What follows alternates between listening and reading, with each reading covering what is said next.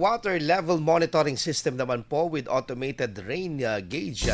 Pinag-aralan po sa Orbis, Tondo, Pangasinan. Para sa detalye kasama natin, Idol Neil Muyano.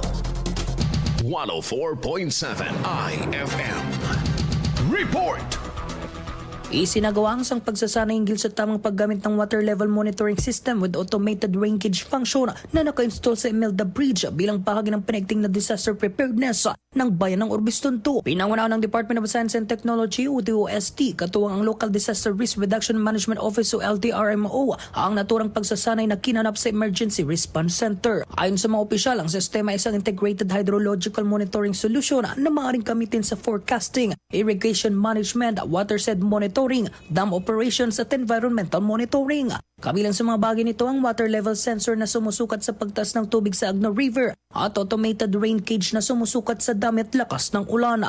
Ang mga datos ay otomatikong kinokolekta at ipinapadala sa monitoring center sa pamamagitan ng Wi-Fi gamit ang monitoring software. Sa pamamagitan ng sistemang ito ay naasang magkakaroon ng real-time water level display, rainfall trends, historical reports, SMS at email alerts at flood warning notifications na makatutulong sa maagap na pagtugon sa banta ng pagbaha. Kasama mo mula rito sa FM News Tagupan, sa Idol Limero, Tatak IFM.